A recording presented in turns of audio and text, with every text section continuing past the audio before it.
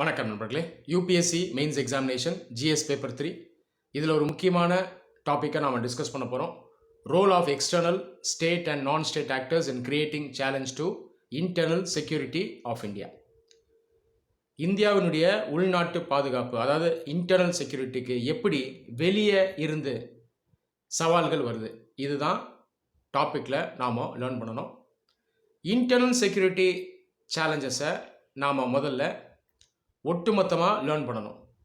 இந்தியாவுக்கு உள்ளிருந்து எப்படி இன்டர்னல் செக்யூரிட்டிக்கு சேலஞ்ச் வருது, இதில் இன்வால்வ் ஆகிருக்கூடிய பிளேயர்ஸ் யார், அதே போல் எக்ஸ்டர்னலாக எப்படி இன்டர்னல் செக்யூரிட்டிக்கு சேலஞ்ச் வருது, இதில் இன்வால்வ் ஆகிருக்கூடிய பிளேயர்ஸ் யார், ஸ்டேட் ஆக்டர்ஸ் யார், நான் ஸ்டேட் ஆக்டர்ஸ் யார், சேலஞ்சஸ் எந்த வடிவத்தில் வருது, இது எப்படி இந்தியன் ஸ்டேட் டேக்கிள் பண்ணுது, இதை தான் நாம் டிஸ்கஸ் பண்ண போகிறோம். முதல்ல இன்டர்னல் செக்யூரிட்டினா என்ன? இன்டர்னல் செக்யூரிட்டி அப்படின்றது உள்நாட்டு பாதுகாப்பு. ஒரு நாடு அதனுடைய ஜியோகிராஃபிக்கல் பார்டர் இருக்கு இல்லையா, அதுக்குள்ளே அதனுடைய பாதுகாப்பை நிலைநாட்ட வேண்டும். இதுதான் இன்டர்னல் செக்யூரிட்டின்னு சொல்கிறோம். யூஎஸில் பார்த்தீங்கன்னா அது ஹோம்லேண்ட் செக்யூரிட்டி அப்படின்னு சொல்லுவாங்க. ஆனால் கான்செப்ட் சேம் தான். இந்த இன்டர்னல் செக்யூரிட்டி இதுக்கு எக்ஸ்டர்னலாக ஸ்டேட் ஆக்டர்ஸ் நான் ஸ்டேட் ஆக்டர்ஸ் கிட்ட இருந்து சேலஞ்ச் வரும். இன்டர்னலாகவும் நான் ஸ்டேட் ஆக்டர்ஸ் கிட்டேருந்து சேலஞ்ச் வரும். ஸ்டேட் ஆக்டர் அப்படிங்கிறது யாருன்னு பார்த்தீங்கன்னா, ஒரு நாட்டினுடைய அரசு சார்ந்து இல்லை அரசோட இணைந்து இருக்கக்கூடிய, அதாவது அசோசியேட் ஆகிருக்கக்கூடிய நபர்கள், ஆர்கனைசேஷன்ஸ், அதாவது அமைப்புகள், இதுதான் ஸ்டேட் ஆக்டர் அப்படின்னு நம்ம சொல்கிறோம். ஒரு நாட்டினுடைய இராணுவம், ஆர்மி ஒரு ஸ்டேட் ஆக்டர் அப்படின்னு நம்ம எடுத்துக்கலாம். நான் ஸ்டேட் ஆக்டர் அப்படிங்கிறது யாருன்னா, அரசு அல்லாது இருக்கக்கூடிய நபர்கள், அமைப்புகள். அந்த அசோசியேஷன் பார்த்தீங்கன்னா கவர்மெண்ட்டோட இருக்காது. இவங்க தான் நான் ஸ்டேட் ஆக்டர். ஒரு என்ஜிஓ, நான் கவர்மெண்டல் ஆர்கனைசேஷன், இவங்களையுமே நம்ம நான் ஸ்டேட் ஆக்டர்னு எடுத்துக்கலாம். ஆனால் இன்டர்னல் செக்யூரிட்டி அப்படின்னு வரும்போது எந்த மாதிரி நான் ஸ்டேட் ஆக்டர்ஸ் மேலே நம்ம ஃபோக்கஸ் பண்ணுவோம்னா, ஜென்ரலாக இந்த extremist organisation, terrorist organisation, separatist groups, இவங்க மேலே தான் நம்ம ஃபோக்கஸ் பண்ணுவோம். இந்தியா பொறுத்த வரைக்கும் நிறைய இன்டர்னலாக இருக்கக்கூடிய நான் ஸ்டேட் ஆக்டர்ஸ் கிட்ட இருந்து நமக்கு இன்டர்னல் செக்யூரிட்டிக்கு த்ரெட் இருக்குது. அதே நேரத்தில் எக்ஸ்டர்னலாக ஸ்டேட் ஆக்டர்ஸ் கிட்ட இருந்தும் நான் ஸ்டேட் ஆக்டர்ஸ் கிட்ட இருந்தும் த்ரெட் இருக்குது. முதல்ல இன்டர்னலாக இருக்கக்கூடிய த்ரெட், இது எங்கேருந்து வருது, யார்கிட்ட இருந்து வருது, எப்படி வருது, இதை நம்ம பார்க்கலாம். இந்தியாவுக்குள்ள இன்டர்னல் செக்யூரிட்டி சேலஞ்ச் மெயினாக யார்கிட்ட இருந்து வருதுன்னு பார்த்தீங்கன்னா, extremist, terrorist, religious fundamentalist, separatist, insurgents, இவங்ககிட்ட இருந்து வருது. இவங்களுக்குள்ளேயே பார்த்தீங்கன்னா நிறைய விஷயம் காமனாக இருக்கும். எக்ஸ்ட்ரீமிஸ்ட் அப்படிங்கிற ஒரு மனிதர், அவருடைய கருத்து, வியூ, ஒப்பீனியன் ரொம்ப எக்ஸ்ட்ரீமாக இருக்கும். மாடரேட்டாகவும் ப்ராக்டிக்கலாகவும் இருக்காது, ரெண்டு எண்டில் இருக்கும். பொலிட்டிக்கலாகவும் சரி, ரிலீஜியஸாகவும் சரி, அவருடைய கருத்துக்கள் ரொம்ப எக்ஸ்ட்ரீமாக இருக்கும், ரேடிக்கலாக இருக்கும். ஒரு சில எக்ஸ்ட்ரீமிஸ்ட் பார்த்தீங்கன்னா அடுத்த ஸ்டேஜ் போய் ஆயுதத்தை எடுத்துருவாங்க. அப்போ அவங்க டெரரிஸ்டாக மாறுறாங்க. டெரர் அப்படிங்கிறது என்னென்னா, ஒரு மனிதர் அவர் ஃபோர்ஸ் வைலன்ஸ் எப்போ எடுக்கிறாரோ, அந்த ஃபோர்ஸோ வைலன்ஸோ எப்போ இல்லெஜிட்டிமேட்டாக இருக்கோ, அதாவது அங்கீகாரம் இல்லாமல் இருக்கோ, அது வந்து டெரர்னு சொல்கிறோம். இந்தியன் ஆர்மி இருக்குது, இந்தியன் ஆர்மியும் ஃபோர்ஸ் யூஸ் பண்ணுது, வைலன்ஸ் யூஸ் பண்ணுது. எதிரி நாடு இந்தியாவை அட்டாக் பண்ணுறதுனா இந்தியன் சோல்ஜர் இவர் அட்டாக் பண்ணுவார், அந்த எதிரி வீரரை சுட்டு கொல்லுவார். ஆனால் அது பயங்கரவாதம் கிடையாது, ரைட்டா? அப்போது லெஜிட்டிமசி அப்படிங்கிறது எப்பயுமே இருக்கணும். அடுத்தது ரிலீஜியஸ் ஃபண்டமெண்டலிஸ்ட், அதாவது மத அடிப்படைவாதிகள். இவங்க யாருன்னா, இவங்க இந்த மதம் சார்ந்த வியூஸ் இருக்குல்ல, இதில் ரொம்ப ஸ்ட்ரிக்டாக ஃபாலோ பண்ணுவாங்க. புக் வியூ ஆஃப் ரிலீஜன் அவங்க ஃபாலோ பண்ணுவாங்க. ஜென்ரலாக மற்ற மதங்களை சேர்ந்தவங்க, அது இல்லாமல் அதே மதத்தை சேர்ந்த மக்கள், ஆனால் யார் அந்த மதம் சொல்லக்கூடிய விஷயங்களை ஸ்ட்ரிக்டாக ஃபாலோ பண்ணலையோ அவங்கள இவங்க வெறுக்கக்கூடிய நிலையில் இருப்பாங்க. இவங்க தான் ரிலீஜியஸ் ஃபண்டமெண்டலிஸ்ட். ஸோ ரிலீஜியஸ் ஃபண்டமெண்டலிஸ்ட்டுமே ஒரு விதமான எக்ஸ்ட்ரீமிஸ்ட் தான். அடுத்தது செப்பரேட்டிஸ்ட். செப்பரேட்டிஸ்ட்டுங்கிறது யாருன்னா, பிரிவினைவாதிகள். நாட்டுக்குள்ளே இருந்துட்டு எங்களுக்கு தனி நாடு வேணும் அப்படின்னு டிமாண்ட் வைக்கிறவங்க, ரைட்டா? இவங்களுமே ஒரு விதமான எக்ஸ்ட்ரீமிஸ்ட். அது இல்லாமல் இன்சர்ஜென்சி அப்படின்னா கிளர்ச்சியாளர்கள். ஒரு நாட்டுக்குள்ளே இருக்கக்கூடிய ஒரு குரூப் ஆயுதம் ஏந்தி அந்த நாட்டை எதிர்க்கிறது, அதாவது அந்த ஸ்டேட்டை எதிர்க்கிறது. ஸ்டேட்டுங்கிறது நாடு, அரசு. ஸோ இதுதான் இன்சர்ஜென்சி. நான் சொன்னது போல் இந்த குரூப்ஸ்குள்ளெல்லாம் நிறைய ஒற்றுமைகள் இருக்கும். உதாரணத்துக்கு நார்த் ஈஸ்டில் நிறைய செப்பரேட்டிஸ்ட் ரெபல் குரூப்ஸ் இருக்காங்க. உதாரணத்துக்கு நாகா ரெபல் குரூப்ஸ் இருக்காங்க. அவங்க பார்த்தீங்கன்னா எக்ஸ்ட்ரீமிஸ்டாகவும் இருப்பாங்க, அவங்க இன்சர்ஜென்ஸாகவும் இருப்பாங்க, செப்பரேட்டிஸ்டாகவும் இருப்பாங்க, அதே நேரத்தில் அவங்க கையில் ஆயுதம் ஏந்தியும் இருக்காங்க. ஓகேவா? ஸோ அந்த காமன் ஃபீச்சர்ஸ் வந்து இந்த குரூப்ஸ் மத்தியில் இருக்கும். இந்தியாவில் மெயினாக 3 இடங்கள்லேருந்து, அதாவது 3 ரீஜன்ஸ்லேருந்து இன்டர்னல் செக்யூரிட்டி சேலஞ்சஸ் இந்த மாதிரி குரூப்ஸ் கிட்டேருந்து நமக்கு வருது. மற்ற இடங்கள்லையும் இருக்குது, ஆனால் இந்த 3 ரீஜன்ஸ் பார்த்தீங்கன்னா மோஸ்ட் இம்பார்ட்டன்ட் ரீஜன். ஃபஸ்ட்டு வந்து northern most part of India. இதில் மெயினாக இருக்கக்கூடிய ஸ்டேட்ஸ் வந்து ஜம்மு காஷ்மீர், பஞ்சாப். ஜம்மு காஷ்மீரில் மெயினாக இருக்கக்கூடிய நான் ஸ்டேட் ஆக்டர்ஸ் பார்த்தீங்கன்னா ரிலீஜியஸ் ஃபண்டமெண்டலிஸ்டாக இருப்பாங்க, செப்பரேட்டிஸ்டாகவும் இருப்பாங்க.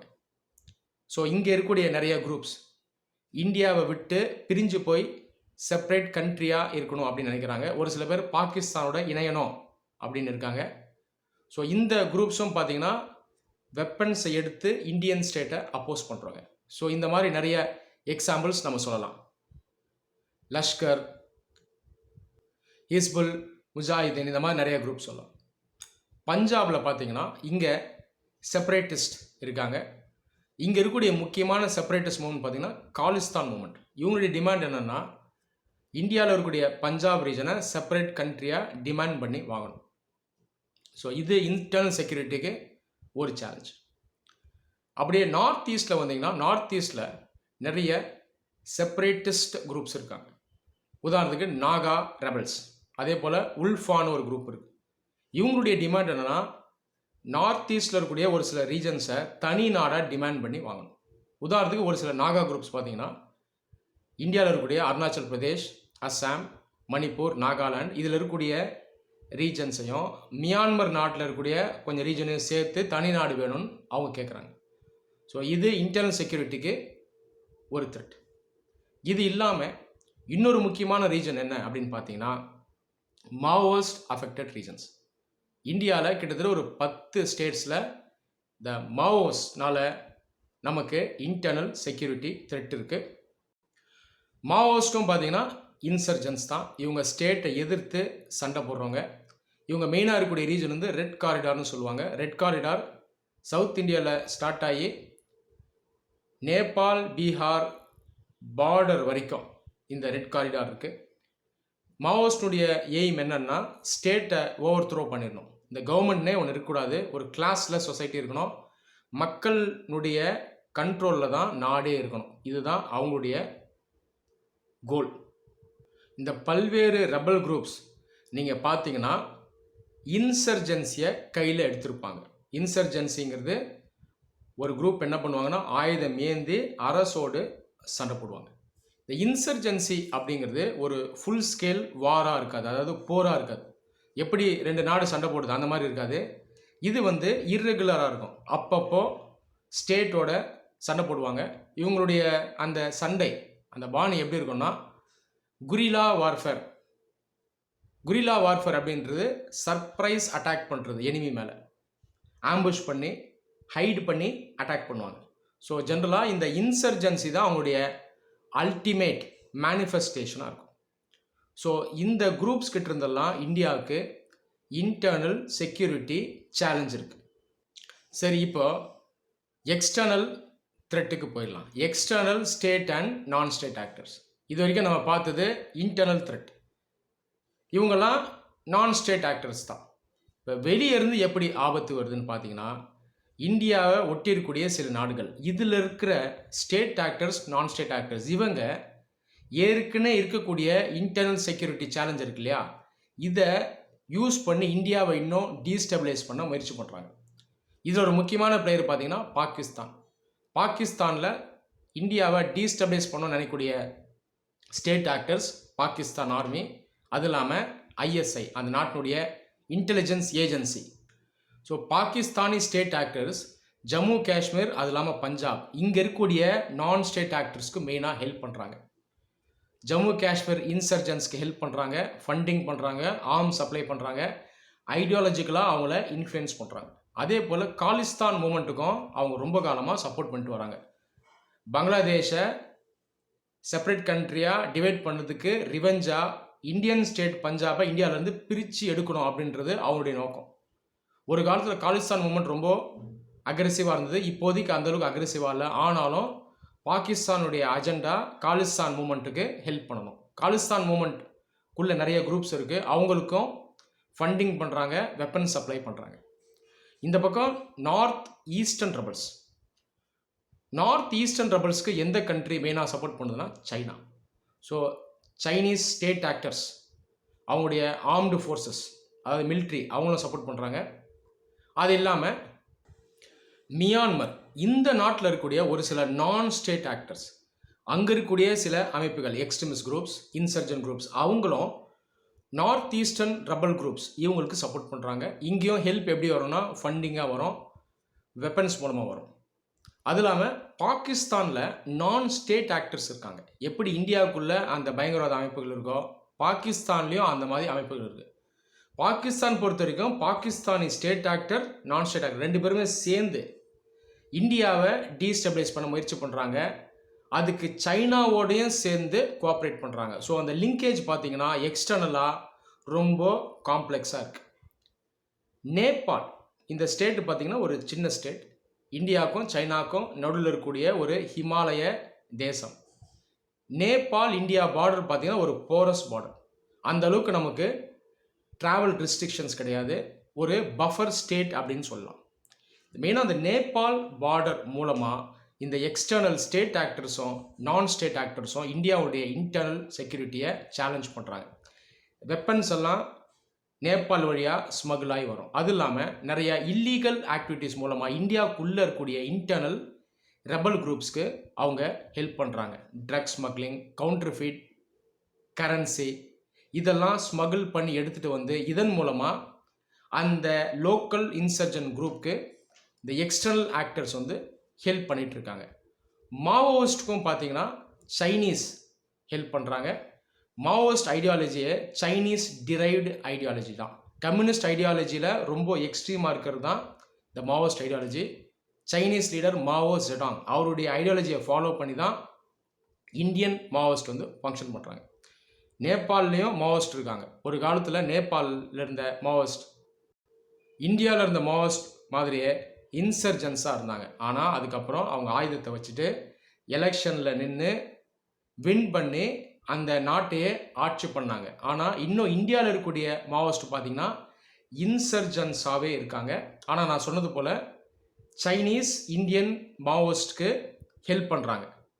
அது இல்லாமல் இன்டர்னலாக இந்தியாவுக்குள்ளேயே மாவோயிஸ்ட்டுக்கும் நார்த் ஈஸ்ட் ரெபல் குரூப்ஸ்க்கும் நடுவில் நெக்ஸஸ் இருக்குது. அப்போ அந்த நெக்ஸஸை கவுண்ட் சொன்னால் இந்தியாவுக்குள்ளேயே இன்டர்னலாக நான் ஸ்டேட் ஆக்டர்ஸ்குள்ளே நெக்ஸஸ் இருக்குது.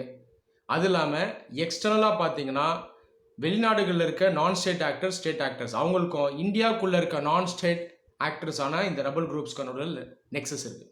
ஸோ இந்த அளவுக்கு ஒரு காம்ப்ளெக்ஸ் நெக்ஸஸ் இருக்குது. ஸோ இந்தியன் ஸ்டேட்டுக்கு இது ஒரு மிகப்பெரிய சேலஞ்ச். அது இல்லாமல் இந்த இல்லீகல் ஆக்டிவிட்டீஸ் இருக்கு இல்லையா, criminal activities, drug smuggling, fake currency notes, human trafficking, இதன் மூலமாக இந்தியாவுக்குள்ளே இருக்க நிறைய நான் ஸ்டேட் ஆக்டர்ஸ் ரெவென்யூ ஜென்ரேட் பண்ணுவாங்க. அந்த பயங்கரவாதத்துக்கு அவங்களுக்கு வெப்பன்ஸ் தேவை, மணி தேவை. இதை எங்கேருந்து எடுக்கிறது? இந்த ஆக்டிவிட்டீஸ்லேருந்து அவங்க ஜென்ரேட் பண்ணுவாங்க. நீங்கள் தாலிபான் போன்ற அமைப்புகள் கூட ஆப்கானிஸ்தானில் பார்த்தீங்கன்னா ஓபிஎம் கல்டிவேஷன் பண்ணுவாங்க. அதாவது அந்த போதைப் பொருள் இருக்கு இல்லையா, அதை கல்டிவேட் பண்ணுவாங்க. அதை விற்பனை பண்ணி அதில் வரக்கூடிய ரெவென்யூ வச்சு அவங்களுடைய டெரரிசமை அவங்க ஃபண்டு பண்ணுவாங்க. இந்த மாதிரி நிறைய குரூப்ஸ் ஏஷியா ஃபுல்லாக பண்ணிகிட்ருக்காங்க, வேர்ல்டு வைடாகவும் பண்ணுறாங்க. இந்த பேட்டர்னை தான் நம்மளால் சவுத் ஏஷியாலையும் கவனிக்க முடியுது. இந்த இல்லீகல் ஆக்டிவிட்டீஸ், இதில் ஒரு முக்கியமான ஆக்டிவிட்டீஸ் பார்த்திங்கன்னா drug cultivation and drug trade. ஏஷியாவில் 2 முக்கியமான ட்ரக் கல்டிவேஷன் சென்டர்ஸ் இருக்குது. ஒன்று கோல்டன் கிரசன்ட்னு சொல்லுவாங்க, இன்னொன்று கோல்டன் ட்ரையாங்கிள். கோல்டன் கிரசன்ட் அப்படிங்கிறது பாகிஸ்தான், ஆப்கானிஸ்தான், ஈரான் இந்த ரீஜனில் இருக்கக்கூடிய ஒரு பகுதி. இன்னொன்று கோல்டன் ட்ரையாங்கிள், இது சவுத் ஈஸ்ட் ஏஷியாவில் இருக்கக்கூடிய முக்கிய நாடுகளான மியான்மர், லாவோ, கம்போடியா, வியட்நாம், இந்த பகுதிகளில் இருக்கிறது கோல்டன் ட்ரையாங்கிள். இந்த 2 ரீஜன்ஸ்லையும் ட்ரக் கல்டிவேஷன் இல்லீகலாக நடக்குது. அது இல்லாமல் ட்ரக் ஸ்மக்லிங் இந்த இடத்துலேருந்து நிறைய இடங்களுக்கு போகுது. இந்த 2 ரீஜன்ஸ்லேருந்து இந்தியாவுக்குள்ளேயும் ட்ரக்ஸ் வருது. கோல்டன் கிரசன்ட்னால மெயினாக அஃபெக்ட் ஆகிற ரீஜன் பார்த்தீங்கன்னா நார்தர்ன் இந்தியா. அதே போல் இந்த பக்கம் கோல்டன் ட்ரையாங்கிள்னால மெயினாக அஃபெக்ட் ஆகிற ரீஜன் பார்த்தீங்கன்னா அதுக்கு நியர்பை இருக்கக்கூடிய நார்த் ஈஸ்ட் இந்தியா. அதனால தான் நீங்கள் பஞ்சாப் போன்ற மாநிலங்கள்லேயும் இந்த பக்கம் நார்த் ஈஸ்டில் இருக்கக்கூடிய நிறைய ஸ்டேட்ஸில் இருக்க யங்ஸ்டர்ஸ் வந்து ரொம்ப காலமாக இந்த ட்ரக் அடிக்ஷனுக்கு விக்டிம்ஸ் ஆகியிருக்காங்க. அப்போது டெரரிசம் ஒரு பக்கம், இன்னொரு பக்கம் ஆர்கனைஸ்டு கிரைம், இதுக்கும் ஒரு ஹெவி நெக்ஸஸ் இருக்குது. சரி, இப்போ இதுக்கெல்லாம் சொல்யூஷன் என்ன அப்படின்னு பார்த்தீங்கன்னா ஆல்ரெடி கவர்மெண்ட் இதற்கான ஸ்டெப்ஸ் எடுத்திருக்காங்க. அது இல்லாமல் இன்ஸ்டியூஷனலாக நம்ம ஆல்ரெடி ஒர்க் பண்ணிகிட்ருக்கோம். எந்தெந்த ஏரியாஸில் ஒர்க் பண்ணுறோம்னா இந்த இன்டர்னல் செக்யூரிட்டி இந்த ஏரியாவில் நம்ம ஸ்ட்ரெங்தன் பண்ணுறதுக்கும் சரி, அது இல்லாமல் இந்த ஆர்கனைஸ்ட் கிரைம் இதை கண்ட்ரோல் பண்ணுறதுக்கும் சரி, நம்ம முதல்ல நெய்பரிங் கண்ட்ரிஸ் இதனோட கோஆப்ரேட் பண்ணோம். இந்தியாவுடைய செக்யூரிட்டி ஃபோர்ஸும் மற்ற நாடுகளில் இருக்கக்கூடிய செக்யூரிட்டி ஃபோர்ஸும் ஒன்றா கோஆப்ரேட் பண்ணோம். அதே போல் இந்தியாவுக்குள்ள ஸ்டேட்ஸ் கோஆப்ரேஷன் இருக்கணும், சென்ட்ரல் ஸ்டேட்ஸ் கோஆப்ரேஷன் இருக்கணும். இன்டர்னல் செக்யூரிட்டியில் சென்ட்ரல் ஸ்டேட்ஸ் கோஆப்ரேஷன் ரொம்ப முக்கியம். இந்த இன்சர்ஜென்ஸை எதிர்த்து யார் மெயினாக சண்டை போடுவாங்கன்னா ஸ்டேட் போலீஸ் சண்டை போடுவாங்க. ஏன்னா லா அண்ட் ஆர்டர் வந்து ஸ்டேட் கீழே வருது. ஸ்டேட்ஸோடு சேர்ந்து சண்டை போடுறது யாருன்னா சென்ட்ரல் ஃபோர்ஸஸ், சிஆர்பிஎஃப், ஆர்மி, இவங்களும் சேர்ந்து சண்டை போடுவாங்க. அப்போ அந்த கோஆப்ரேஷன் இல்லைன்னா இன்டர்னல் செக்யூரிட்டியை நம்மளால் என்ஷோர் பண்ண முடியாது. அதே போல் நம்ம ரீஜனல் லெவலில் ஆல்ரெடி சில ஆர்கனைசேஷன்ஸ் இருக்குது, சார்க், பீம்ஸ்டெக் இதெல்லாம் இருக்குது. இந்த ஆர்கனைசேஷன்ஸ் உடைய மீட்டிங்ஸில் நாம் அந்த நெய்பரிங் கண்ட்ரிஸோடு டிஸ்கஸ் பண்ணி இந்த செக்யூரிட்டி சேலஞ்சஸை எப்படி ரிசால்வ் பண்ணுறது அப்படின்றத நாம் டிஸ்கஸ் பண்ணணும். அது இல்லாமல் இன்டர்நேஷ்னல் லெவலில் FATFனு ஒரு அமைப்பு இருக்குது, ஃபைனான்ஷியல் ஆக்ஷன் டாஸ்க் ஃபோர்ஸ். பயங்கரவாதத்துக்கு இந்த இல்லீகல் ஆக்டிவிட்டீஸ் க்ரைம்லேருந்து ஃபண்டிங் வரக்கூடாது அப்படின்றது தான் FATFனுடைய நோக்கம். FATF பார்த்தீங்கன்னா ஆல்ரெடி பாகிஸ்தானை கிரே லிஸ்ட்டில் போட்டிருக்காங்க. இப்போ இந்த மாதிரி ஆக்ஷன்ஸ் எல்லாம் இந்தியா எடுக்கணும், நாம் எடுத்திருக்கோம். இன்னுமே இதிலெல்லாம் நம்ம இன்டென்சிவாக ஒர்க் பண்ணணும். India America homeland security dialogue, இதுக்கு கீழே அமெரிக்காவோட நம்ம ரெகுலராக டிஸ்கஸ் பண்ணுறோம். ஹோம்லேண்ட் செக்யூரிட்டி அதாவது இன்டர்னல் செக்யூரிட்டிக்கு அமெரிக்கா ரொம்பவே முக்கியத்துவம் கொடுப்பாங்க. ஸோ அவங்கக்கிட்டேருந்து நம்ம நிறையா லேர்ன் பண்ணுறோம். 2 நாடும் சேர்ந்து கோஆப்ரேட் பண்ணிட்டும் இருக்கோம். இன்டர்னல் செக்யூரிட்டி எந்த மினிஸ்ட்ரி கீழே வருதுன்னு பார்த்தீங்கன்னா ஹோம் மினிஸ்ட்ரி கீழே வருது. அதே போல் ஸ்டேட் லெவல்லையும் பார்த்தீங்கன்னா அந்த ஹோம் மினிஸ்டர் இருப்பார். சில ஸ்டேட்ஸில் CMA அந்த ரோல் எடுத்திருப்பாங்க. ஸோ இங்கே சென்டரும் ஸ்டேட்ஸும் ரெகுலராக மீட் பண்ணணும், DGPs மீட் பண்ணணும், சீஃப் செக்ரட்டரிஸ் மீட் பண்ணணும், ஸ்பெஷல் செக்யூரிட்டி ஆஃபீஸர்ஸ் இருந்தாங்கன்னா அவங்களும் சேர்ந்து டிஸ்கஸ் பண்ணணும். அது இல்லாமல் சிவில் சொசைட்டி இவங்களையும் நம்ம கூட சேர்த்து டிஸ்கஸ் பண்ணணும். இந்த மாதிரி ஒரு மல்டி ப்ராங்க்டு அப்ரோச் நம்ம ஃபாலோ பண்ணால் தான் இன்டர்னல் செக்யூரிட்டிக்கு இன்டர்னலாக வர சேலஞ்சஸும் எக்ஸ்டர்னலாக வர சேலஞ்சஸ் இது ரெண்டையும் எதிர்த்து நம்மளால் சரியாக போராட முடியும். ஃப்யூச்சரில் இந்த பிரச்சனைகளை நம்மளால் தீர்க்க முடியும். நன்றி.